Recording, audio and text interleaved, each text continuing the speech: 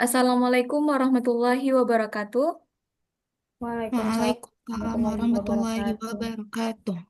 Sebelumnya, terima kasih kami ucapkan kepada Bapak Profesor Dr. Ranad Insinyur Renaldi Idrus SSI sebagai dosen pengampu mata kuliah analisa farmasi yang telah memberikan kami bimbingan serta kesempatan bagi kami untuk mempresentasikan materi pada hari ini. Kami dari kelompok 6, dengan saya sendiri Cut Aldia Zahira, kemudian ada teman saya Nadiatur Rahmi dan Juriani Putri. Nah, pada kesempatan kali ini kami akan membawakan materi tentang detektor dalam kromatografi SFC atau Supercritical Field Chromatography dan HPTLC atau High Performance Thin Layer Chromatography. Nah, outline pada pembahasan kali ini itu mencakup pendahuluan kromatografi, kemudian ada Supercritical Field Chromatography atau SFC, kemudian ada High Performance Thin Layer Chromatography HPTLC, selanjutnya ada detektor pada SFC dan HPTLC, kelebihan dan kekurangan serta aplikasinya dalam farmasi. Nah, sebelumnya kita perlu mengetahui terlebih dahulu apa itu kromatografi. Kromatografi merupakan teknik pemisahan fisik campuran zat kimia berdasarkan perbedaan migrasi dan distribusi komponen antara fase diam dan fase gerak. Prinsipnya itu, ketika campuran melewati sistem, maka masing-masing zat akan bermigrasi dengan kecepatan yang berbeda, sehingga terjadilah proses pemisahan.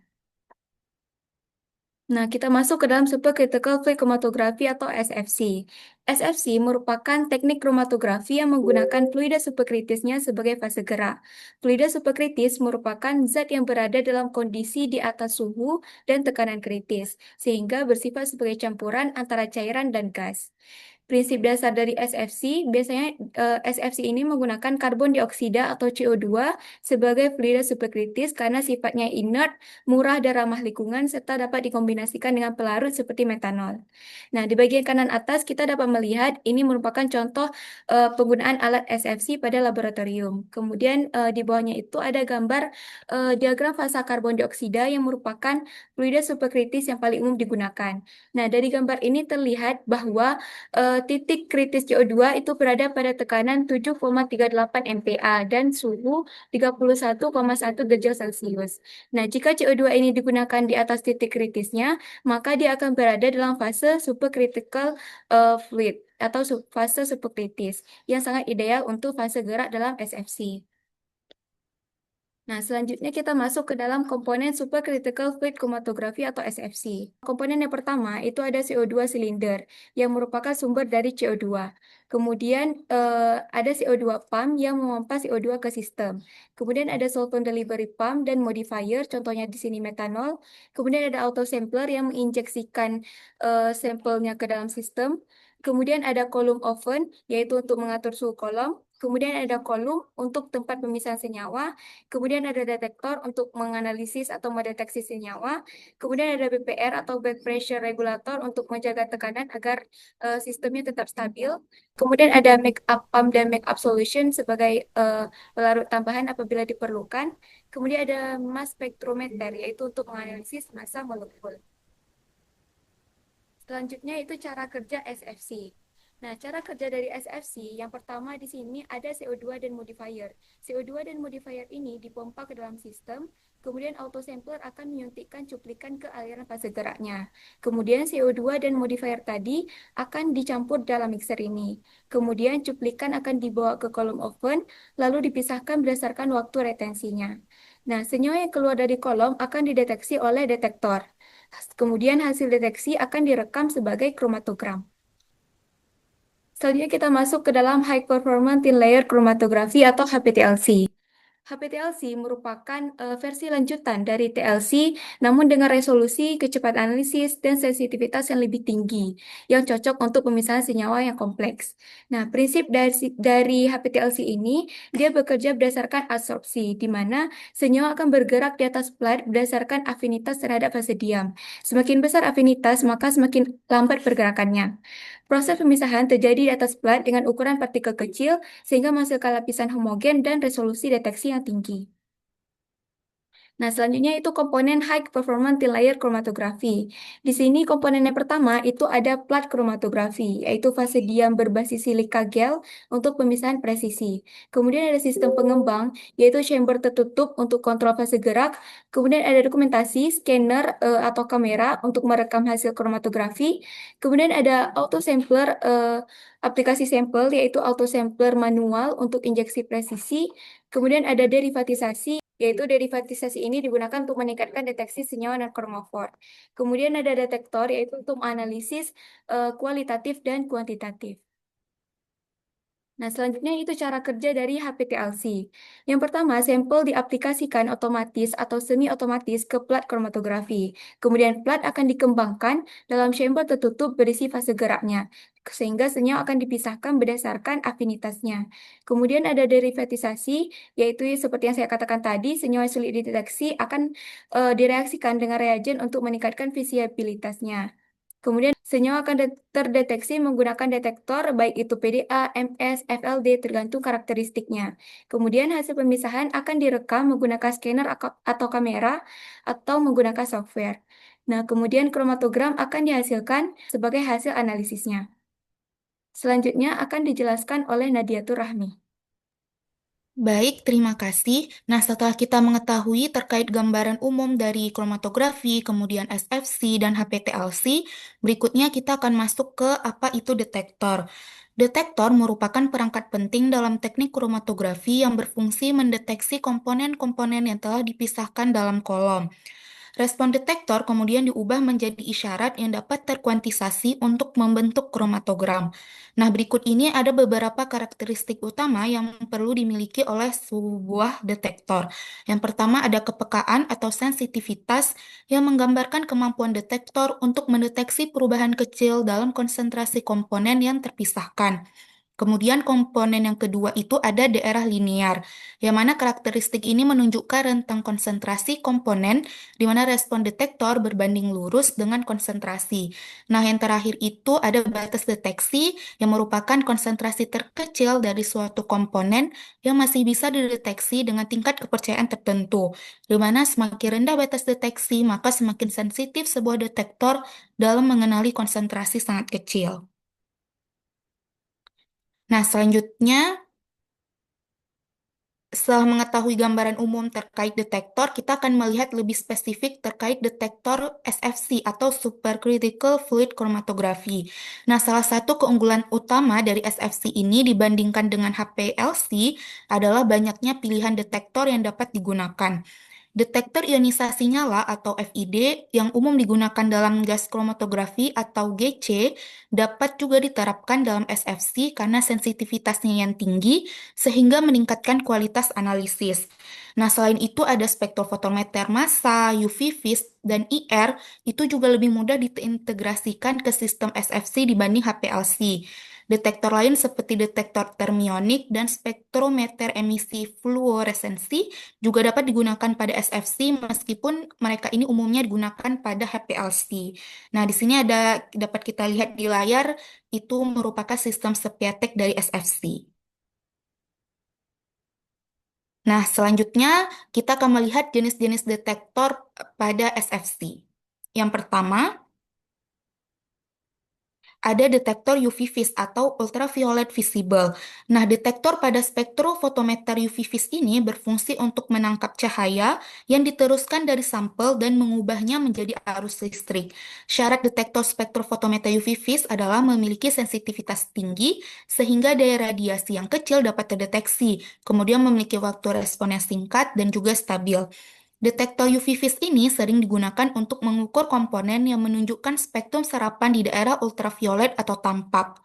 Detektor UV menggunakan lampu pelepasan deuterium atau lampu D2 sebagai sumber cahaya dengan panjang gelombang cahaya antara 190 hingga 380 nanometer. Jika komponen harus dideteksi pada panjang gelombang yang lebih dari itu, maka detektor UV vis dapat digunakan dengan lampu tungsten tambahan atau lampu W. Nah, Selanjutnya, kita bisa lihat ini merupakan diagram ilustrasi dari sistem optical detektor UV vis dengan komponen-komponen seperti yang telah saya jelaskan sebelumnya. Nah, untuk mekanisme kerjanya, cahaya dari lampu disinari ke kisi difraksi dan disebarkan menurut panjang gelombang. Misalnya ketika pengukuran dilakukan dengan panjang gelombang 280 nanometer, maka sudut difraksi disesuaikan sehingga cahaya 280 nanometer tersebut dapat menyinari sel aliran. Nah, dengan memantau cahaya referensi yang terbagi dari cahaya di depan sel aliran, perbedaan intensitas cahaya ini dapat ditentukan antara bagian belakang dan depan sel aliran, dan hal ini dikeluarkan menjadi sebagai absorbansi. Nah, selanjutnya, yang kedua itu ada detektor FID atau Flame Ionization Detector. Nah, detektor ionisasi api atau FID ini merupakan detektor universal paling umum dalam kromatografi gas atau GC, khususnya untuk mendeteksi senyawa organik seperti hidrokarbon. Hal ini dikarenakan FID sangat sensitif terhadap senyawa yang mengandung karbon. FID menghasilkan respon terhadap semua senyawa organik yang dapat terbakar dalam nyala api hidrogen udara. FID tergolong destruktif karena membakar sampel serta memerlukan tiga jenis gas. Yang pertama ada hidrogen untuk nyala, kemudian helium atau nitrogen sebagai gas pembawa, dan udara atau oksigen sebagai oksidator. Nah, selama proses deteksi, senyawa hidrokarbon dari sampel pada detektor FID ini diionisasi dalam nyala. Lalu, ion-ion tersebut ditarik oleh medan listrik. Ionisasi ini menghasilkan arus listrik yang proporsional dengan jumlah karbon dalam sampel. FID ini sendiri terbagi atas beberapa komponen utama, yaitu kolom GC, ujung nyala atau anoda, nyala api, kolektor atau katoda, catu daya, penyala, dan badan pelindung.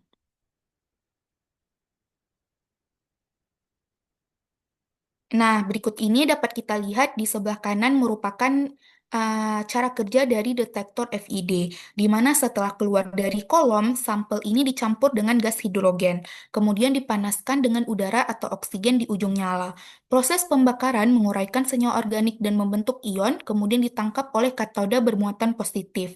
Arus yang terbentuk dideteksi sebagai sinyal. Catu daya memberikan tegangan yang stabil dan bagian luar atau badan menara berfungsi melindungi keseluruhan sistem. Nah, berikutnya kita masuk ke jenis detektor pada SFC yang ketiga, yaitu MSD atau Mass Spectrometry Detector. Detektor dalam spektrofotometer massa adalah komponen yang mendeteksi ion yang dipisahkan berdasarkan rasio massa terhadap muatan atau M per Z.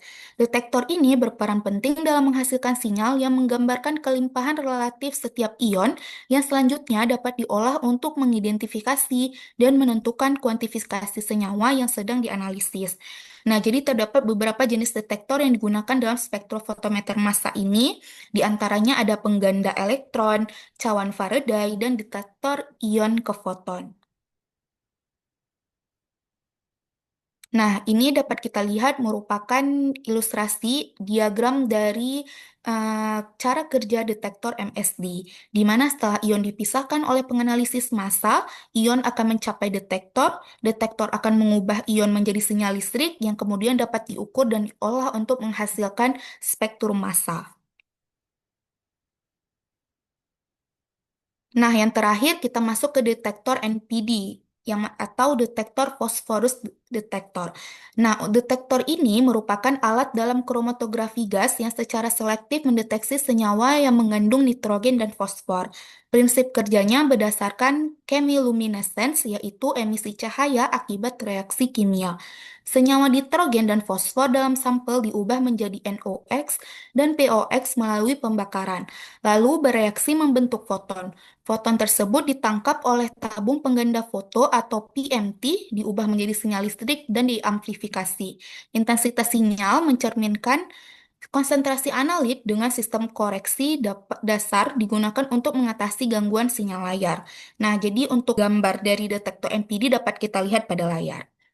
Nah, berikutnya Terakhir, kita akan melihat kelebihan dan kekurangan detektor-detektor pada SFC atau Supercritical Fluid Chromatography. Nah, yang pertama ada Ultraviolet Visible Detector. Dia memiliki keunggulan yaitu umum, murah, non-destruktif, dan mudah digunakan. Namun demikian, dia memiliki kekurangan yaitu hanya untuk senyawa dengan kromofor dan sensitivitasnya yang terbatas. Yang kedua ada Flame Ionization Detector. Dia memiliki kelebihan sangat sensitif, linear, dan cocok untuk senyawa organik. Namun demikian, dia tidak destruktif dan tidak untuk senyawa polar atau anorganik. Yang ketiga ada Mass Spectrometry Detector. Dia memiliki kelebihan yang sangat sensitif dan selektif, memberi info massa dan juga cocok jejak, namun memiliki kekurangan yaitu mahal, kompleks, dan perlu interfacing dengan SFC. Yang terakhir ada Nitrogen Phosphorus Detector.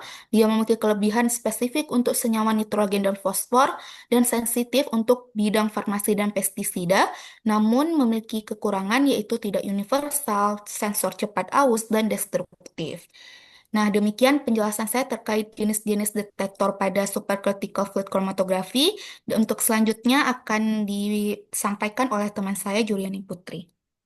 Baik, terima kasih. Sebelumnya sudah dijelaskan mengenai detektor secara umum dan juga detektor CFC. Nah, selanjutnya saya akan menjelaskan mengenai detektor HPTLC atau High Performance Thin Layer Chromatography.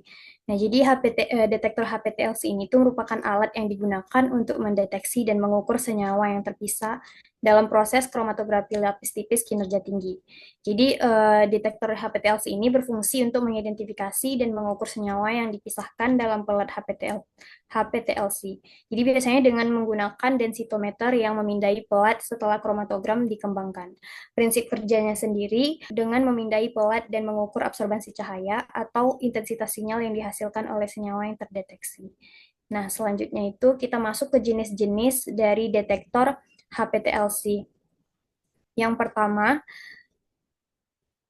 itu ada detektor DAD atau Diode Array Detector. Itu merupakan detektor susunan dioda mendeteksi intensitas cahaya pada berbagai panjang gelombang secara bersamaan. Nah, dapat dilihat dari gambar tersebut ilustrasinya. Jadi ketika cahaya UV vis melewati sampel, dioda mendeteksi perubahan intensitas cahaya yang diserap oleh sampel pada berbagai panjang gelombang. Jadi data yang diperoleh digunakan untuk membangun spektrum serapan sampel, yang kemudian dapat digunakan untuk identifikasi dan kuantifikasi. Nah, selanjutnya itu ada detektor RID atau Refractive Index Detector. Nah, jadi dia nggak cuma digunakan pada HPTLC saja, tapi juga digunakan pada kromatografi pengecualian ukuran atau DPC untuk mendeteksi senyawa yang tidak memiliki gugus kromofor atau senyawa dengan gugus kromofor yang lemah. Nah, jadi untuk cara kerjanya itu, yang pertama, detektor RID ini menggunakan dua berkas cahaya, yaitu berkas referensi dan berkas sampel, yang dimana berkas referensi itu melewati sel yang berisi fase bergerak murni, sedangkan berkas sampel itu melewati sel yang berisi fase bergerak dengan analit. Nah, jadi perbedaan indeks bias antara berkas referensi dan berkas sampel ini akan menghasilkan sinyal listrik yang sebanding dengan perubahan indeks cahaya. Indeks bias, sorry. Nah, kemudian sinyal listrik ini kemudian dideteksi oleh detektor dan ditampilkan sebagai sinyal kromatogram. Selanjutnya itu detektor CAD atau Charge Aerosol Detector. Nah, ini ilustrasinya. Jadi, detektor aerosol bermuatan atau CAD ini tuh merupakan detektor yang juga digunakan dalam kromatografi cair dan kromatografi cair ultra kinerja tinggi atau HUAPLC. Nah, untuk mendeteksi analit tanpa kromofor dengan mendeteksi aerosol bermuatan yang terbentuk dari analit yang diuapkan. Jadi prosesnya itu melibatkan penguapan analit, penyerapan muatan ke partikel aerosol, dan juga pengukuran muatan oleh elektrometer. Nah, jadi cara kerja dari detektor CAD ini, yang pertama aliran eluen atau pelarut yang digunakan dalam kromatografi itu diubah menjadi tetesan kecil yang kemudian diuapkan untuk membentuk aerosol analit. Nah, jadi kemudian aerosol yang terbentuk melewati daerah di mana gas bermuatan, biasanya itu hidrogen atau nitrogen. Nah, itu bertabrakan dengan partikel. Nah, kemudian muatan tersebut itu ditransfer ke partikel aerosol, membuat mereka jadi bermuatan. Nah, sehingga partikel aerosol yang bermuatan itu dipindahkan ke kolektor, tempat muatan yang tersimpan diukur oleh leptometer. Nah, sinyal yang dihasilkan oleh elektrometer itu sebanding dengan jumlah analit yang ada. Selanjutnya, itu ada detektor FLD atau fluorescence detector. Nah, jadi detektor fluorescence ini itu berguna untuk mengukur cahaya yang dipancarkan oleh senyawa setelah senyawa tersebut tereksitasi oleh sumber cahaya tersebut. Nah, cara kerjanya sendiri, yang pertama itu analit yang berfluoresensi dalam larutan akan tereksitasi oleh cahaya pada panjang gelombang tertentu. Biasanya itu UV. Nah, kemudian setelah tereksitasi, analit ini akan memancarkan cahaya fluoresensi dengan panjang gelombang yang lebih panjang di daerah visible. Nah, kemudian detektor FLD ini akan mengukur intensitas cahaya fluoresensi yang dipancarkan oleh analit. Nah, kemudian detektor MS atau mass spectrometry. Nah, ini ilustrasinya. Jadi, sampel molekul atau atom itu diionisasi, yaitu diberikan muatan listrik. Biasanya muatannya itu positif. Nah, jadi proses ini tuh dapat dilakukan dengan berbagai metode seperti bombardir dengan elektron, radiasi ultraviolet, atau juga dengan bantuan plasma. Nah, kemudian setelah diionisasi, ion-ion ini dipindahkan ke penganalisis massa yang berfungsi untuk memisahkan ion-ion berdasarkan rasio massa terhadap muatan M per Z. Nah, jadi penganalisis massa ini tuh menggunakan medan listrik atau medan magnet untuk membelokkan ion-ion dengan rasio M per Z yang berbeda. Selanjutnya, ion-ion yang telah dipisahkan kemudian dideteksi oleh detektor. Nah, jadi di detektor ini itu mengubah arus ion menjadi sinyal listrik yang dapat diukur dan diolah. Kemudian, sinyal listrik yang dihasilkan itu diolah menjadi spektrum massa, yang merupakan grafik yang menunjukkan intensitas masing-masing ion terhadap rasio M per Z. Spektrum massa ini dapat digunakan untuk mengidentifikasi dan mengkuantifikasi senyawa dalam sampel. Selanjutnya, yang terakhir itu detektor FWD atau Variable Waveflight Detector. Nah, ini untuk ilustrasinya how HPLC detector work, cara kerja dari HPLC.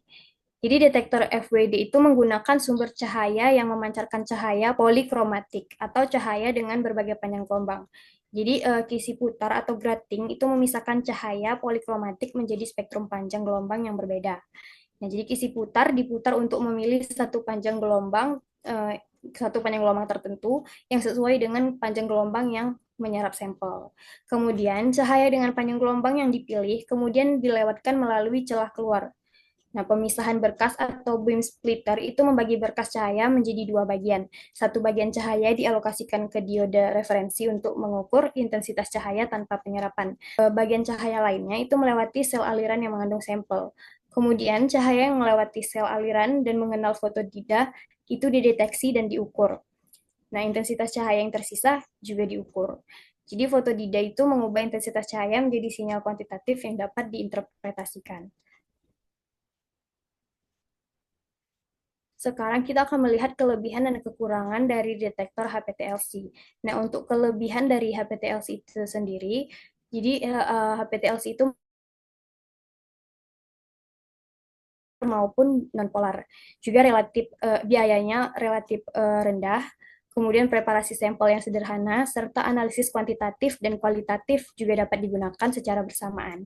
Nah, untuk kekurangannya, detektor HPTLC ini itu mempunyai resolusi yang rendah dibandingkan teknik kromatografi lainnya. Kurang sensitif untuk analisis senyawa dalam jumlah sedikit, juga diperlukan pelarut dengan kemurnian yang tinggi, serta membutuhkan peralatan dan bahan yang khusus. Nah, kita akan melihat aplikasi HPTLC dan CFC dalam bidang farmasi. Itu bisa digunakan sebagai analisis bahan baku, studi stabilitas obat, analisis metabolit, formulasi obat, juga pengendalian mutu. Nah, kesimpulan yang dapat saya tarik dari presentasi kami tadi, yang pertama, CFC itu menggunakan fase gerak superkritis, jadi cocok untuk senyawa volatil dan polar. Sedangkan HPTLC itu mengandalkan fase diam dalam pelat kromatografi. Jadi dia tuh fleksibel untuk berbagai senyawa dengan deteksi densitometri atau spektrometri massa. Nah, yang kedua, CFC itu sering menggunakan detektor UV, FID, MSD, NPD, sedangkan HPTLC itu mengandalkan detektor CAD, FWD, DED, RID, MS, FLD juga untuk analisis kualitatif dan kuantitatif.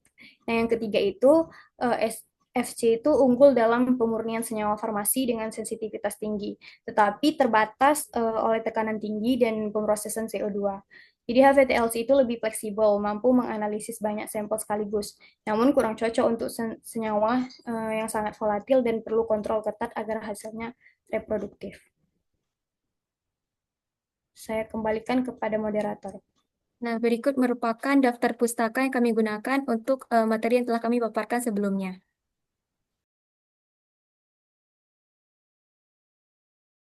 Nah, baik, sekian presentasi dari kelompok kami. Kami mohon maaf apabila ada kesalahan kata dan kekurangan. Kami akhiri. Wassalamualaikum warahmatullahi wabarakatuh. Waalaikumsalam Waalaikumsalam warahmatullahi warahmatullahi wabarakatuh. wabarakatuh.